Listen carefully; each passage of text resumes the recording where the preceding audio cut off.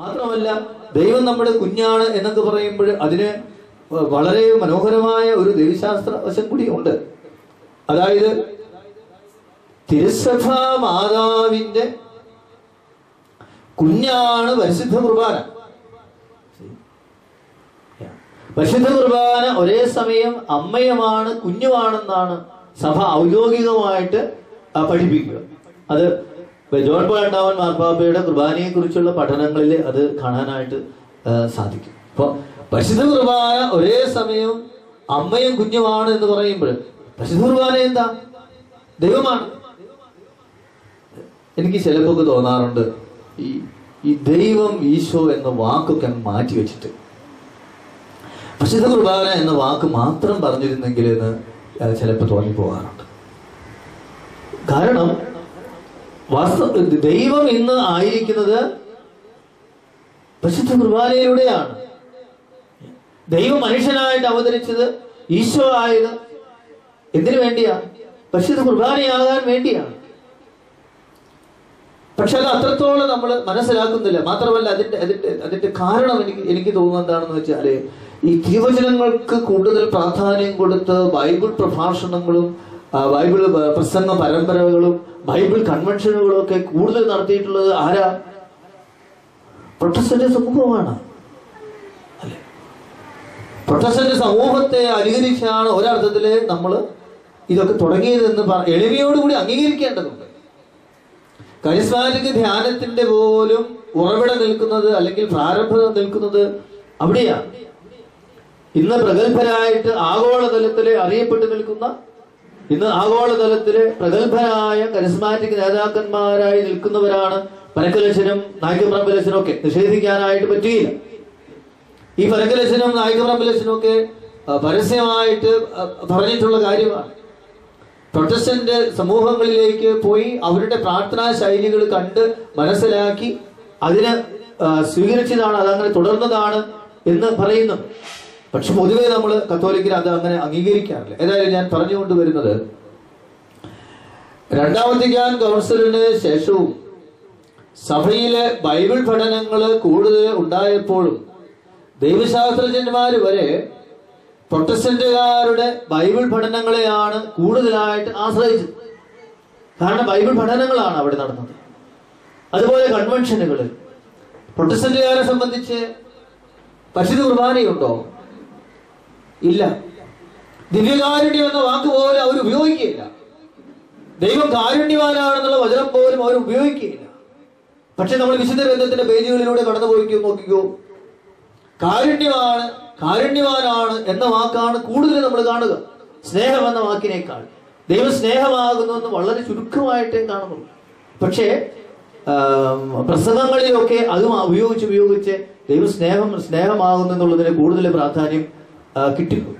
പക്ഷെ യഥാർത്ഥത്തില് ദൈവം കാരുണ്യമാണ് എന്നുള്ളതിനാണ് നമ്മൾ പ്രാധാന്യം കൊടുക്കേണ്ടത്. അപ്പോൾ കാരുണ്യമാണ്, പിതാവാണ്, മാതാവാണ്, സ്നേഹിതനാണ് എന്നൊക്കെ പറയുന്നതോടൊപ്പം തന്നെ കുഞ്ഞാണ് എന്നും കൂടി നമുക്ക് പറയാൻ സാധിക്കേണ്ടതാണ് പരിശുദ്ധ കുർബാനയിലേക്ക് നമ്മൾ നോക്കുമ്പോൾ എന്നാണ് ഞാൻ ഇവിടെ പ്രത്യേകമായിട്ട് ഞാൻ സൂചിപ്പിച്ചു കൊണ്ടുവരിക. അല്ലെ, കാരണം എന്താ? കുർബാന ഉണ്ടാകുന്നത് എവിടെയാണ്? അല്ലെങ്കിൽ കുർബാന ആഘോഷിക്കപ്പെടുന്നത് എവിടെയാണ്? സഭയിലാണ്. സഭയില്ലെങ്കിൽ പരിശുദ്ധ കുർബാനയില്ല. ഈശോ മിശിഹ പരിശുദ്ധ കുർബാനയെ ഏൽപ്പിച്ചു തന്നത് ആർക്കാണ്? അപ്പസ്തോലന്മാരുടെ കൈകളിലാണ്. അപ്പസ്തോലന്മാരുടെ കൈകളിലാണ്. ഒരു അമ്മയുടെ കയ്യിലിരിക്കുന്ന, അതിനേക്കാൾ കൂടുതലായിട്ട് ഒരു അമ്മയുടെ ഉദരത്തിലിരിക്കുന്ന കുഞ്ഞിനെ പോലെയാണ് ഒരർത്ഥത്തില് തിരുസഭ മാതാവിന്റെ കൈകളിലെ പരിശുദ്ധ കുർബാന. അത് കുറച്ചുകൂടി മനോഹരമായിട്ടൊക്കെ പറയുകയാണെങ്കിൽ, തിരുസഭയുടെ ഗർഭപാത്രമാകുന്ന മധുബഹായിലാണ് പരിശുദ്ധ കുർബാന ജനിക്കുന്നത്.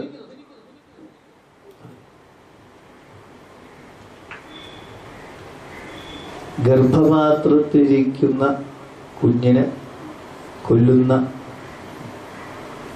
ഭയാനകമായ ആ കൊലപാതകം ഉണ്ടല്ലോ.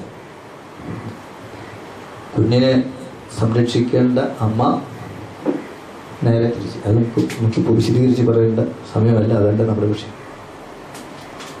പക്ഷെ ഞാൻ സൂചിപ്പിച്ചു വരുന്നത്, തിരുസഭാ മാതാവിനെ ദൈവം ഭരമേൽപ്പിച്ച പരിശുദ്ധ കുർബാനയാകുന്ന കുഞ്ഞിനെ കൊല്ലാനായിട്ട്, നശിപ്പിക്കാനായിട്ട് ആർക്ക് സാധിക്കും? തിരുസഭ മാതാവിന് സാധിക്കും. ഞാൻ നിങ്ങളോടൊരു കുസൃതി ചോദ്യം വീണ്ടും ചോദിച്ചോട്ടെ. നിങ്ങൾ ദിവികാരുണ്യ സാന്നിധ്യമാകുന്ന കുഞ്ഞിനെ കൊല്ലാറുണ്ടോ? ഓ, എന്റെ ചോദ്യപ്പാ. ദിവികാരുണ്യ സാന്നിധ്യമാകുന്ന കുഞ്ഞിനെ നിങ്ങൾ എന്ന് പറയുമ്പോൾ തിരുസഭ എന്ന് എടുത്താൽ മതി. ഞാനാണ് സഭ, നമ്മളാണ് സഭ. വ്യക്തിപരമായിട്ട് എടുക്കുന്നത്. നമ്മൾ ദിവികാരുണ്യ സാന്നിധ്യമാകുന്ന കുഞ്ഞിനെ കൊല്ലുന്നുണ്ടോ?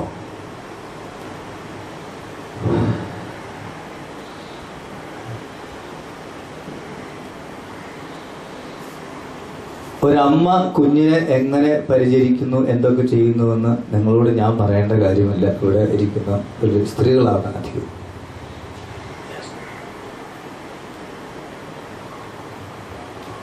ഒരു കുഞ്ഞിനെ അമ്മ ഭക്ഷണം കൊടുക്കണം, മുലപ്പാല് കൊടുക്കണം, കുളിപ്പിക്കണം, ചുംബനം കൊടുക്കണം, തലോടണം, അല്ലേ, ലാളിക്കണം, വേണ്ടേ? കുഞ്ഞിന് വലുതാവണമെങ്കിൽ വലുതായിക്കോളെന്നും പറഞ്ഞ് ദിവസം 1 മണിക്കൂർ വെച്ച് 1 മണിക്കൂർ മുലപ്പാല് കൊടുത്തു കഴിഞ്ഞാൽ അത് പോകുമോ? പോലെ വലുതാവുമോ? 1 മണിക്കൂർ മുലപ്പാല് കൊടുത്ത് ബാക്കി സമയം മുഴുവനും വീട്ടിൽ ഒരു പെട്ടിക്കകത്തിട്ട് പൂട്ടിയിട്ട് കൊച്ചു വലുതാകില്ല. കുഞ്ഞിന് പാല് മാത്രം കൊടുത്ത് പോരാ. കുഞ്ഞായിട്ട് വളർന്നുണ്ടെങ്കിൽ അതിന് മാനുഷികമായ സ്നേഹവും പരിപാലനയും ലാളനയും, കുഞ്ഞുങ്ങളോടൊത്ത് കളിക്കാനായിട്ട് മാതാപിതാക്കൾക്ക് കുടുംബത്തിലെ സമയമില്ല എന്നുള്ളതാണ് ഇന്ന് മാതാപിതാക്കൾ കുഞ്ഞുങ്ങളെ കൊല്ലുന്ന രീതി. കുഞ്ഞുങ്ങൾക്ക് വേണ്ടി വിദേശ രാജ്യത്ത് നിന്ന് പണം സമ്പാദിച്ച് ആവശ്യമുള്ളതെല്ലാം വാങ്ങിച്ചു കൊടുത്തത് കൊണ്ട് ഒരിക്കലും മകനും മകളും ആകില്ല. ഓരോ വളർച്ചയുടെ ഘട്ടത്തിലും അപ്പച്ചന്റെയും അമ്മച്ചിയുടെയും സ്നേഹം, ശാസനകളാകുന്ന സ്നേഹം, ശിക്ഷണങ്ങളാകുന്ന സ്നേഹം അവർ കിട്ടുന്നില്ലെങ്കിൽ അവർ ശരിയായ രീതിയിൽ വളരുകയില്ല. പല പ്രശ്നങ്ങളും ഉദാഹരണങ്ങളും ഒക്കെ എടുത്ത് നമുക്കത് പറയാനായിട്ട് സാധിക്കും. അപ്പൊ ഞാൻ എന്താ പറഞ്ഞുകൊണ്ട് വരുന്നത്, ദൈവം പിതാവാണ് എന്ന് പറയുമ്പോൾ, മാതാവാണ് എന്ന് പറയുമ്പോൾ ദൈവത്തോട് ഒരു പിതൃസഹജമായ മാതൃസഹജമായ അടുപ്പം വേണമെന്ന് പറയുന്നു. അതുപോലെ തന്നെയാണ് ദൈവം നമ്മുടെ കുഞ്ഞാണ് എന്ന് പറയുമ്പോഴും, പരിശുദ്ധ കുർബാന സഭയുടെ കുഞ്ഞാണ് എന്ന് പറയുമ്പോഴും, അപ്പോൾ അവിടെ സംഭവിക്കുന്ന എന്താണ്, നമുക്ക് വേറെ രീതിയിൽ ഇതിനെ ഒന്നും കൂടി വ്യക്തമാക്കാനായിട്ട് സാധിക്കും. ഒരു കുടുംബത്തിലെ ഒരു വ്യക്തിക്ക് യഥാർത്ഥമായ പക്വമായ വ്യക്തിത്വത്തിന്റെ വളർച്ച ഉണ്ടാകുന്നത് എപ്പോഴാണ്? ആ കുടുംബത്തില് ഒരു വല്യപ്പച്ചനും ഒരു വല്യമ്മച്ചിയും, നരച്ച തലമുടിയുള്ള ഒരു വല്യപ്പച്ചനും ഒരു വല്യമ്മച്ചിയും, അതുപോലെ മാതാപിതാക്കളും, തീർച്ചയായിട്ടും ഒരു ചേട്ടനും ഒരു ചേച്ചിയും, ഇത്രയൊക്കെ ആകുമ്പോഴാണ് ഒരു വ്യക്തിയുടെ വ്യക്തിത്വ വളർച്ച അതിന്റെ പൂർണ്ണതയിലാകും. ഞാൻ കുടുംബജീവിതത്തെ കുറിച്ച് പറഞ്ഞിരുന്ന അവസരങ്ങളിൽ തറപ്പിച്ച് പറയാറുണ്ട്. എത്ര ദാരിദ്ര്യമാണെങ്കിലും, എത്ര തിരക്കാണെങ്കിലും, എത്ര തിരക്കാണെന്ന് പറഞ്ഞത് മനസ്സിലായല്ലോ അല്ലേ? ഇന്ന് ഒരാൾ ജോലി അമേരിക്കയിലും ഒരാൾ ലണ്ടനിലും ഒക്കെ എടുക്കാം. കുഞ്ഞുങ്ങൾക്ക് ജന്മം നൽകാൻ പോലും സമയമില്ലാത്തതിരിക്കും. അതുകൊണ്ട് ഞാൻ പറഞ്ഞു, എത്ര തിരക്കായാലും ശരി, എത്ര സമ്പത്ത് ഇല്ലെങ്കിലും ശരി, എത്ര സമ്പത്ത് ഉണ്ടായാലും ശരി, ഇന്നത്തെ മക്കളെ ലണ്ടനിലോട്ട് വിട്ട് പഠിപ്പിക്കണമെങ്കിൽ രൂപ എത്ര വേണമെന്ന് അച്ഛൻ അറിയാവോ?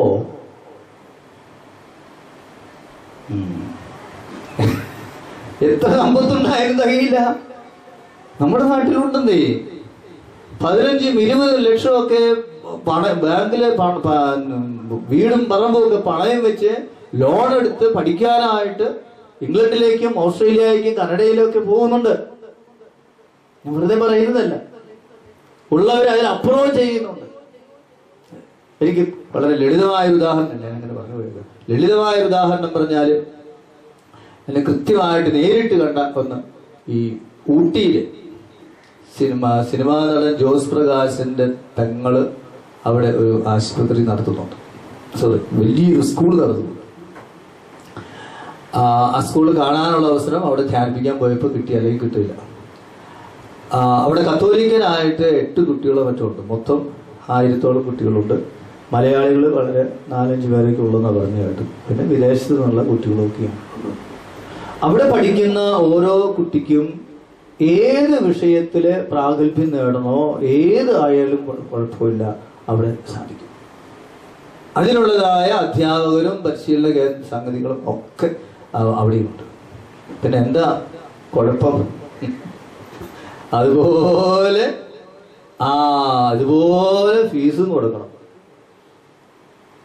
ഏകദേശം അന്ന് 5-8 കത്തോലിക്ക കുട്ടികളാണ് അവിടെ ഉള്ളത് എന്ന് പറയുന്നത്. ഈ 8 കുട്ടികൾക്ക് വേണ്ടി നല്ലൊരു മനോഹരമായ പള്ളി പണിത് ഒരു അച്ഛനെ ആ ഉത്തരവാദിത്തം ഏൽപ്പിച്ചിരിക്കുകയാണ്. അച്ഛന് ആവശ്യമായ നല്ല സൗകര്യമുള്ള ഒരു മുറിയും നല്ല ശമ്പളവും കൊടുത്തിരിക്കുകയാണ്. അതുപോലെയാണ് എല്ലാ കാര്യങ്ങളും. അപ്പം പണം അധികമായാലും എത്രയായാലും തികയില്ല. കുഞ്ഞുങ്ങളുടെ കാര്യം പറയുമ്പോൾ പൈസ ഇല്ലെന്നാണ് പറഞ്ഞു വരിക. അപ്പം ധ്യാനാവസരങ്ങളിലൊക്കെ കുടുംബജീവിതത്തെ കുറിച്ച് പറയുമ്പോൾ ഞാൻ പറയാറുണ്ട്, മക്കളുടെ വളർച്ച പൂർണ്ണമായിരിക്കണമെങ്കിൽ കുടുംബത്തില് സഹോദരനും സഹോദരിയും വേണം. 2 ആൺകുട്ടികളും 2 പെൺകുട്ടികളും ഒരു കുടുംബത്തിൽ ഉണ്ടായിരിക്കണം. എന്തിനാ? എനിക്കൊരു സഹോദരൻ, അതുപോലെ സഹോദരി, പെൺകുട്ടികൾക്ക് എനിക്കൊരു സഹോദരി ഉണ്ട്. ഒരു സഹോദരി ഉണ്ടാകുമ്പോൾ ഉണ്ടാകുന്ന ഗുണഗണങ്ങളെ കുറിച്ച് നമുക്ക്, ഞാൻ ഇപ്പോഴേ അല്പം പറഞ്ഞ് അല്പം വിഷയത്തിൽ മാറിയിട്ടില്ലെങ്കിൽ ഞാൻ അല്പം സമയം വിശദീകരിച്ച് പോകുന്ന പോലെ എനിക്ക് തോന്നുന്നു. അപ്പൊ കുടുംബത്തില് നമ്മുടെ വ്യക്തിത്വ വളർച്ച പൂർണ്ണമാകണമെങ്കിൽ ആ വല്യപ്പച്ചനും വല്യമ്മച്ചിയും ഒരു സഹോദരനും ഒരു സഹോദരിയും ഉണ്ടാകണം. അങ്ങനെയുള്ളതായ മാനുഷികമായ വൈകാരികമായ ബന്ധത്തിലൂടെയാണ് നമ്മളുടെ വ്യക്തിത്വ വളർച്ച അതിന്റെ പൂർണ്ണതയിലെത്തുന്നത്. എന്നതുപോലെ നമ്മളും ദൈവവുമായുള്ള ബന്ധത്തിലും ഇതെല്ലാം ഉൾച്ചേർന്ന് നിൽക്കേണ്ടതുണ്ട്. ദൈവം എന്ന് പറയുന്നത് എന്തോ എല്ലാ കാര്യങ്ങളും അറിയുന്ന അരൂപിയായി സ്വർഗത്തിലിരിക്കുന്ന ഒരു സർവശക്തനായ വ്യക്തി എന്നുള്ളതല്ല. ദൈവം ആഗ്രഹിക്കുന്നതും അതുമല്ല. മറിച്ച് ദൈവം അമ്മയെപ്പോലെ, ഒരു കുഞ്ഞിനെ പോലെ, സ്നേഹിതനെ പോലെ, സഹോദരനെ പോലെ നമ്മളോടുകൂടി ആയിരിക്കാനും നമ്മളോട് ഇടപഴകാനും നമ്മളോട് സംസാരിക്കുവാനും ആഗ്രഹിക്കുന്ന ഒരു ദൈവമാണ് നമുക്കുള്ളത്. ഇത് മനസ്സിലാകാത്തതാണ് നമ്മുടെ പ്രശ്നം. ദൈവത്തെ നമ്മൾ വ്യക്തിയായിട്ട്, വ്യക്തി എന്ന് പറയുമ്പോൾ അമ്മയെപ്പോലെ, അപ്പനെ പോലെ, സഹോദരനെ പോലെ, സഹോദരിയെ പോലെ എന്നോട് അടുത്ത് പെരുമാറാനായിട്ട്, എൻ്റെ ജീവിതത്തിന്റെ ഓരോ നിമിഷവും എന്നോടുകൂടി ആയിരിക്കാനായിട്ടും ഇടപെടാനായിട്ടും ആഗ്രഹിക്കുന്ന ഒരു ദൈവമാണ് എനിക്കുള്ളത് എന്ന് പറയുമ്പോൾ എൻ്റെ വ്യക്തിബന്ധത്തിൽ അത് കടന്നു വരണം. ഞാൻ എൻ്റെ ഇടയ്ക്ക് പറഞ്ഞത് അത് പോയിട്ട് വിട്ടുപോയി. ഗർഭപാത്രത്തിലിരിക്കുന്ന കുഞ്ഞിനെ അമ്മമാര് കൊല്ലാൻ പാടില്ല. കൊല്ലാറുണ്ടോ എന്ന് ചോദിച്ചാൽ കൊല്ലാറുണ്ട്. അതെ, പരിശുദ്ധ കുർബാനയാകുന്ന കുഞ്ഞിനെ, ദിവികാരുണ്യ സാന്നിധ്യമാകുന്ന കുഞ്ഞിനെ നിങ്ങൾ കൊല്ലാറുണ്ടോ?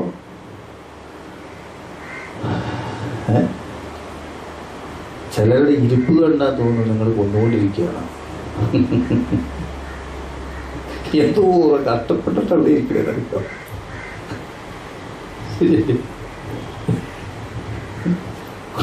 കുഞ്ഞിന് ഭക്ഷണം കൊടുത്തേച്ച് നാളെ കിടന്നോന്നും പറഞ്ഞ് നമ്മൾ കയ്യും കിട്ടിയിരുന്നാൽ കുഞ്ഞിന്റെ അവസ്ഥയെത്താം. ദിവികാരുണ്യ സാന്നിധ്യം എന്ന് പറയുന്നത് ഒരു ആശയത്തെക്കാൾ കൂടുതലായി ഒരു കുഞ്ഞിനെ പോലെ നമ്മളുമായി അടുപ്പമുള്ളവനാകാൻ ആഗ്രഹിക്കുന്ന ദൈവമാണ് അവിടുന്ന്. ദിവികാരുണ്യ സാന്നിധ്യം എന്ന് പറയുന്നത് സർവശക്തനായിട്ട് മനോഹരമായിട്ട് വലിയ അരുളിക്കായല് വലിയ അവസ്ഥയിൽ എഴുന്നള്ളിച്ചു വയ്ക്കുമ്പോൾ ആ ദൈവത്തെ നമ്മൾ കുറെ അങ്ങ് പ്രകീർത്തിച്ചു കഴിയുമ്പോൾ ദൈവം അങ്ങ് സന്തോഷിച്ച് നമുക്ക് ആവശ്യമായിട്ടുള്ളതൊക്കെ തരുന്ന ഒരു സർവശക്തനായ വിണ്ണിലിരിക്കുന്ന ഒരു വ്യക്തിയല്ല. ഒരു കുഞ്ഞ് എത്രമാത്രം ഒരു അമ്മയിൽ നിന്ന് സ്നേഹവും പരിലാളനയും അടുപ്പവും ബന്ധവും ഒക്കെ ആഗ്രഹിക്കുന്നുണ്ടോ അതുപോലെ ആയിരിക്കുന്നവനാണ് സക്രാരികളിൽ ആയിരിക്കുന്ന അല്ലെങ്കിൽ തിരുവോസ്തിയിലൂടെ ആയിരിക്കുന്ന പരിശുദ്ധ പരമ ദിവ്യകാരുണ്യ സാന്നിധ്യം. പക്ഷെ ആ സാന്നിധ്യത്തിന് അർഹമായ ബഹുമാനവും ആദരവും നമ്മൾ നൽകാതിരിക്കുമ്പോൾ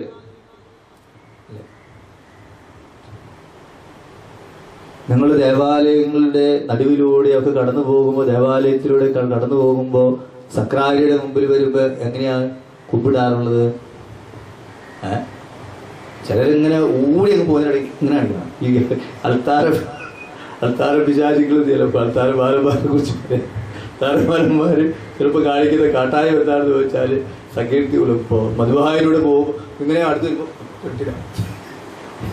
ഇവിടെ ഒരു വ്യക്തി, ഒരു കുഞ്ഞുണ്ട്, അവിടെ ഒരു കുഞ്ഞിരിപ്പുണ്ട്.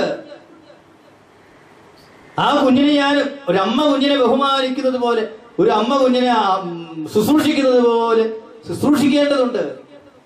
അല്ലെങ്കിലോ അതെ, ഗർഭപാത്രത്തില് സ്വന്തം കുഞ്ഞിനെ ബാക്കി ഞാൻ പൂരിപ്പിക്കുന്നില്ല എന്നതുപോലെ നമ്മളും ദൈവം ആഗ്രഹിക്കുന്ന അടുപ്പവും സ്നേഹവും ശ്രദ്ധയും പരിലാളനയും ഇല്ലാതാകുമ്പോൾ നമ്മൾ എന്താ ചെയ്യുന്നത്? നിങ്ങൾ ദിവ്യകാരുണ്യത്തെ കൊല്ലാറുണ്ടോ?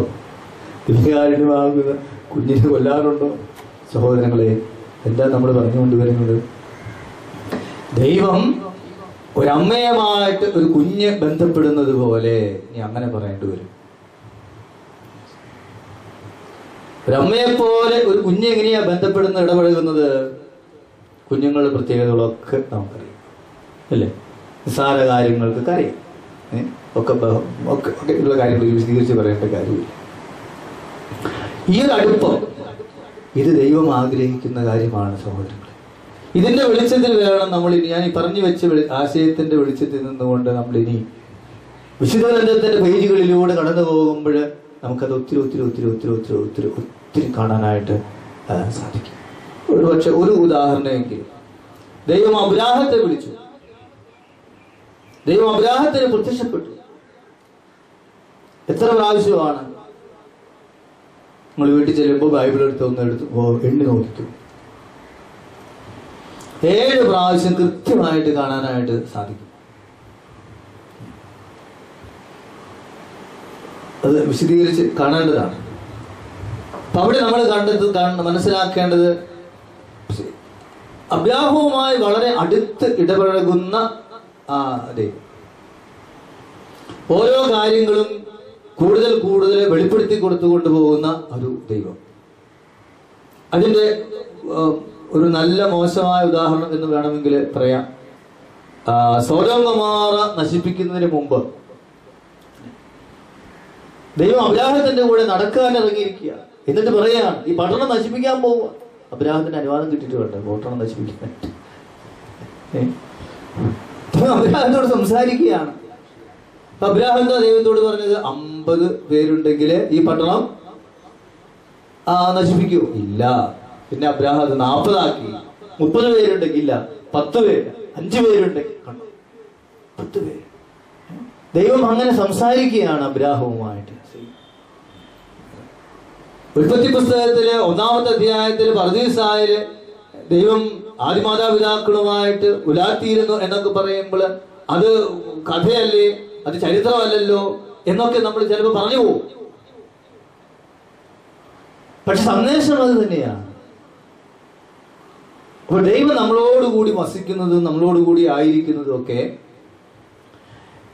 മാനുഷികമായ ഒരു കുഞ്ഞിനെ പോലെ, ഒരു പിതാവിനെ പോലെ, ഒരു അമ്മയെ പോലെ നമ്മളോടുകൂടി ആയിരിക്കുവാനും അടുത്ത് പെരുമാറുവാനുമുള്ള ആഗ്രഹിക്കുന്ന ഒരു വികാര ജീവിയാണ് ദൈവം എന്ന സത്യം നമ്മൾ ഓർത്തിരിക്കാൻ സാധിക്കട്ടെ. ഈ വികാരജീവി എന്ന് പറയുമ്പോൾ അതിന് ഏറ്റവും മനോഹരമായ അർത്ഥത്തിൽ ഉൾക്കൊള്ളണം. വേറെ വാക്ക് എനിക്ക് മലയാളത്തിൽ പറയാനായിട്ട് ഇല്ല. ഇംഗ്ലീഷിലാണെങ്കിലും അതിന് പറ്റിയ വാക്കുണ്ടെന്ന് എനിക്ക് തോന്നുന്നു. ദൈവം നമ്മളുമായി വൈകാരികമായി ബന്ധപ്പെടാനായിട്ട് ആഗ്രഹിക്കുന്നവനാണ്. വൈകാരികമായിട്ടുള്ളതായ അടുപ്പമാണ് ദൈവം ആഗ്രഹിക്കുന്നത്. ഈയിടെ ഒരു സംഭവം അങ്ങനെ പറഞ്ഞു കേട്ടതാണ്. പ്രാർത്ഥനാ സഹായം ആവശ്യപ്പെട്ടപ്പോൾ, അതായത് 2 ആൺമക്കള് ഇഷ്ടംപോലെ കാശുണ്ട്, സ്വത്തുണ്ട്, ഭാഗം വെച്ചു. ഒരു മകൻ തൊട്ടടുത്ത് തന്നെ വലിയ കൊട്ടാരം പണിതു, വലിയ ജോലിയൊക്കെ ഉണ്ട്. ആ മകൻ എല്ലാ ദിവസവും അമ്മയുടെ താമസിക്കുന്ന അമ്മ ഒരു മകന്റെ കൂടെ താമസിക്കുന്നു. അമ്മ അടുത്ത് തന്നെയാണ് വീടും. ഒരു മകന്റെ കൂടെ താമസിക്കുന്നു അമ്മ. പക്ഷെ ഈ അമ്മയുടെ പക്കലേക്ക് ഈ മകൻ വരാറില്ല. കുഴപ്പമൊന്നുമില്ല, പിണക്കൊന്നുമില്ല. പിന്നെന്താ കാര്യം? സമയം സെക്രട്ടറിയുടെ മുമ്പിൽ ആയിരിക്കാനായിട്ട് സമയമില്ല. രവികാരനെ വരിഭവനിൽ വന്നാലും വല്ലോണം ഈ പ്രസിഡൻസിനെ കണ്ടങ്ങ് പോയാൽ നിങ്ങളല്ല കേട്ടോ, ഇവിടെ ഇരിക്കുന്നു. ഇവിടെ ഇരിക്കണം, പ്രാർത്ഥിക്കണം, സ്തുതിക്കണം, കരയണം, വാവിട്ട് കരയണം. വാവിട്ട് കരയണം. കുഞ്ഞുങ്ങൾ വാശി പിടിക്കല്ലേ? കുഞ്ഞു കരയുമ്പോൾ മുല കൊടുക്കണമെന്ന് അമ്മമാർക്ക് സ്വയം മനസ്സിലാക്കാനായിട്ട്, ഇംഗ്ലീഷ് പോലെ ഫീൽ ചെയ്യാനായിട്ട് സാധിക്കും. കുഞ്ഞുങ്ങൾ അങ്ങനെയാണ്. ആ ഒരു ബന്ധമാണ് ദൈവം ആഗ്രഹിക്കുന്നത്. അപ്പോൾ നമ്മൾ പറഞ്ഞു വന്ന സംഭവത്തില് മകന് ജോലിയുണ്ട്, ഇഷ്ടംപോലെ സമ്പത്തുണ്ട്, സമ്പത്ത് കാര്യങ്ങൾ ഇതൊക്കെ നോക്കണ്ടേ. സമ്പത്ത് എന്ന് പറയുമ്പോൾ റബ്ബർ തോട്ടമാണെങ്കിൽ റബ്ബർ തോട്ടത്തിൽ പോയി വരണ്ടേ, കൃത്യമായിട്ട് കാര്യങ്ങൾ അന്വേഷിക്കണ്ടേ. പിന്നെ അമ്മയ്ക്ക് എന്നാ കുഴപ്പം? അമ്മയ്ക്ക് എന്തിനാ കുറവ്? ഒരു കുറവുമില്ല. വലിയ വീട്, എയർ കണ്ടീഷൻ ചെയ്തിട്ടുള്ള മുറിയുണ്ട്, ടി വി ഉണ്ട്, താഴത്തെ മുറിയിലുണ്ട്, മുകളിലത്തെ മുറിയിലും ടി വി ഇരിപ്പുണ്ട്. പിന്നെ അടുക്കളയിൽ പോയാൽ വളരെ എളുപ്പമാണ്, വേലക്കാരികളുണ്ട്. പിന്നെ അമ്മയ്ക്ക് എന്തിനാ കുറവ്? അങ്ങനെ ഈ അമ്മ പലപ്പോഴും ആഗ്രഹിച്ചു ഈ മകനെ ഒന്ന് കാണാൻ, മകനെ ഒന്ന് നേരിട്ട് കാണണമെന്ന് അമ്മമാര് ആഗ്രഹിക്കുന്നത് അമ്മമാരുടെ വൈകാരിക കുഴപ്പം കൊണ്ടല്ലേ അല്ലേ? ഇങ്ങനെയല്ലേ? അത് അമ്മമാർക്ക് മനസ്സിലാകുന്ന ഭാഷയാണത്. മകനെ കാണാനായിട്ട് എപ്പോഴും ഒന്ന് കാണാനുള്ള ആഗ്രഹം എന്നൊക്കെ പറയുന്നു അല്ലേ? ഞാൻ എൻ്റെ വ്യക്തിപരമായിട്ട് ഒരു കൊച്ചു കാര്യം, ഞാൻ എൻ്റെ അമ്മയുടെ മൂത്ത മകനാണ്, ആദ്യത്തെ മകൻ. അപ്പോൾ ഇടയ്ക്ക് അമ്മയ്ക്ക് അസുഖമാണ്, അതാണ് എന്നൊക്കെ പറഞ്ഞ് കേൾക്കും. ഞാൻ വല്ല ധ്യാനത്തിന് പോകുന്ന വഴിക്ക് പോകുന്നു, കയറി ഇറങ്ങി പോകും. അപ്പോൾ നമ്മളൊന്ന് വീട്ടിൽ പോയി, ഞാൻ വീട്ടിൽ ചെന്നാൽ അങ്ങനെ വലിയ പ്രാർത്ഥന ഒന്നും നടത്താറില്ല. പ്രാർത്ഥനക്കാരനായിട്ട് ഒരിക്കലും വീട്ടിൽ നിൽക്കാറില്ല. അങ്ങനെ വർത്തമാനമൊക്കെ പറഞ്ഞ് ഞങ്ങൾ പോവും. അപ്പം വഴിക്ക് വെച്ച് പിന്നെ പോയി ബന്ധുക്കൾ ആരെങ്കിലും, കാരണം എൻ്റെ ബന്ധുക്കളൊക്കെ മിക്കവാറും എല്ലാവരും തൃശ്ശൂർ ടൗണിൽ കിടന്ന് കറങ്ങുന്നവരാണ്. അപ്പോൾ ആരെങ്കിലും വെച്ച് കണ്ടുമുട്ടും എങ്കിലും. അപ്പോൾ എൻ്റെ അമ്മയ്ക്ക് അസുഖം, അമ്മയ്ക്ക് ഞാൻ അവിടെ നിന്ന് എഴുന്നേറ്റ് കിടന്നിട്ട്. അപ്പം അമ്മയ്ക്ക് മക്കളെ കാണുക എന്ന് പറയുന്നത് അത് വൈകാരികമായ രോഗമല്ല. ആണോ? അല്ല, വൈകാരികമായ രോഗമല്ല. അത് വൈകാരിക പ്രശ്നമല്ല, മാനസിക രോഗമല്ല. അതാ ഞാൻ പറഞ്ഞത്, ദൈവത്തിന് നമ്മളോട് വൈകാരികമായ അടുപ്പമുണ്ടെന്ന്. അത് ഭാര്യാഭർത്തൃ ബന്ധം പോലെയാണ് എന്ന് പറഞ്ഞാൽ പോലും തെറ്റല്ല. അതിനും വചനമുണ്ട്, വിശുദ്ധ ഭാഗങ്ങൾ നമുക്ക് കിടക്കും. ഈ ദൈവത്തെയാണ്, ദൈവം ആരാണ് എന്ന ചോദ്യത്തിന്റെ മുമ്പില് നമ്മൾ പ്രായോഗികമായിട്ട് എത്തി നിൽക്കേണ്ട ഉത്തരം ഇവിടെയാണ്.